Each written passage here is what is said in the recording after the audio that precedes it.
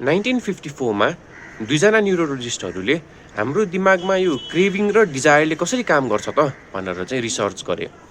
So उनीहरूले चाहिँ मुसाहरूलाई टेस्टमा राखे, जहाँ चाहिँ उनीहरू त्यो मुसाहरूको ब्रेनमा चाहिँ इलेक्ट्रोड्सहरू राखेर चाहिँ डोपामिनको फ्लोलाई चाहिँ रिस्ट्रिक्ट गर्दै उनीहरूले डोपामिनहरू चाहिँ हिट हुन दिएन त्यो ऱ्याटहरूलाई। र त्यो मुसाहरूको के भयो भन्दाखेरि डोपामिन नपाउँदाखेरि चाहिँ उनीहरूको सबै डिजायरहरू लस्ट भयो र उनीहरूलाई बाँच्ने इच्छा पनि गयो। त्यो मुसाहरूको चाहिँ उनीहरूले केही पनि खाएनन् हो, पानी सानी खाने यताउति कुराहरू जुन कुराहरूलाई मन पर्थ्यो उनीहरूले सबै त्यो कुराहरू चाहिँ गर्न छोडिदिए र बिस्तारै केही दिनपछि चाहिँ उनीहरू चाहिँ प्यासले मर्यो त्यो मुसाहरू। र सेम रिसर्च गरियो, तर त्यसमा चाहिँ के गरियो भन्दाखेरि चाहिँ त्यो मुसाहरूलाई चाहिँ जुन अर्को ग्रुप अफ मुसाहरू छ उनीहरूलाई चाहिँ टाइममा अलिकति त्यो सुगर उनीहरूले चाहिँ दिए त्यो मुसाहरूलाई। डोपामिन त उनीहरूले रेस्ट्रिक्ट नै गरिदिए, तर सुगर चाहिँ अलिअलि दिए।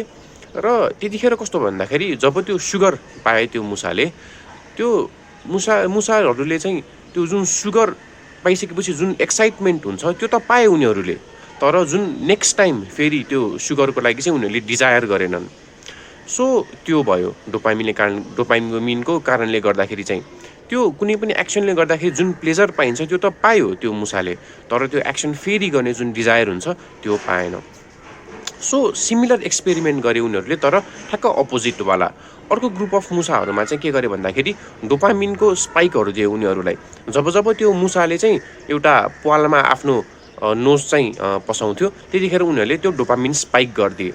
र त्यो जब मुसाले थाहा पाए कि मैले यो गरेपछि मेरो डोपामिन बढिरहेको छ, मलाई चाहिँ रमाइलो फिल भइरहेको छ, उनीहरूले त्यो काम कन्टिन्युसली गर्न थाले र 1 घन्टामा उनीहरूले 800 चोटि भन्दा बढी उनीहरूले चाहिँ त्यो कार्य गरे। सो साइन्टिस्टहरूले पहिला चाहिँ के सोच्थे भन्दाखेरि चाहिँ डोपामिन भनेको चाहिँ प्लेजरसँग मात्र रिलेटेड हुन्छ, तर त्यो होइन रहेछ। मोटिभेसन, लर्निङको कुराहरूमा पनि डोपामिन चाहिँ एसोसिएट हुने रहेछ। र जुन हाम्रो बानी बेहोराहरू छ, हाम्रो बानी बेहोरा भनेको चाहिँ डोपामिन फिडब्याक लुप हुँदो रहेछ। जब कुनै पनि ड्रग एडिक्टले ड्रग्सलाई देख्छ त्यतिखेर उसको डोपामिन स्पाइक हुन्छ, त्यतिखेर हुँदैन जब उसले लिन्छ हो। र जति पनि हाम्रो बानी बेहोराहरू छ त्यो यसरी डिजाइन गरिएको छ कि यस्तो कुराहरूमा छ कि जसले गर्दाखेरि चाहिँ डोपामिन चाहिँ हाई हुन्छ, डोपामिन स्पाइक हुन्छ। जस्तै कि चाहिँ ड्रग्स भइहाल्यो, अथवा चाहिँ जङ्क फुड खानु, अथवा भिडियो गेम खेल्नु, सोसियल मिडिया ब्राउज गर्नु, यो सबै कुराहरूले चाहिँ हाम्रो डोपामिनलाई चाहिँ स्पाइक गरिदिन्छ, जसले गर्दाखेरि हामीहरू एडिक्टेड भइरहेको हुन्छौँ।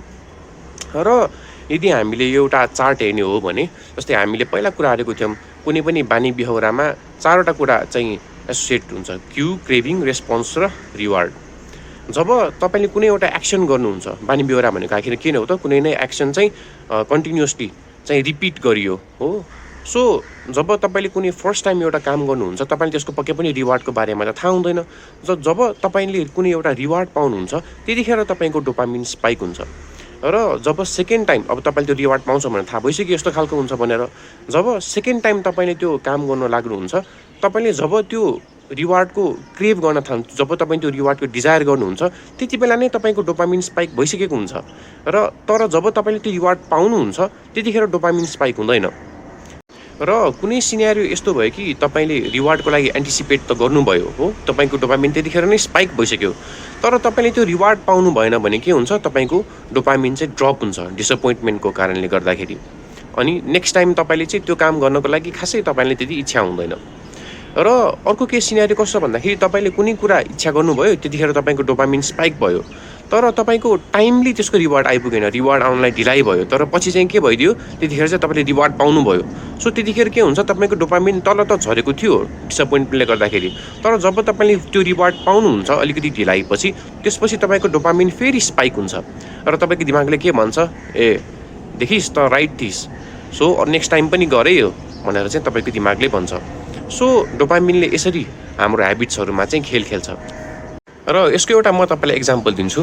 जब तपाईँलाई कुनै खानेकुरा खान मन लागिरहेको हुन्छ त्यतिखेर तपाईँको सेन्स अफ मोटिभेसन, डिजायर एकदम हाई हुन्छ, तपाईँले एकदम धेरै क्रेभ गर्नुहुन्छ।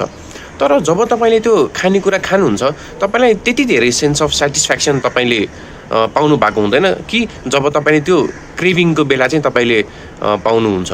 सो क्रेभिङको बेला तपाईँको डोपामिन स्पाइक भइसकेको थियो, तर जब तपाईँले रिवार्ड पाउनुहुन्छ त्यो त्यति हुँदैन। सो यो हो खासमा डोपामिनको खेल कुनै पनि एक्सनमा, कुनै पनि ह्याबिटमा।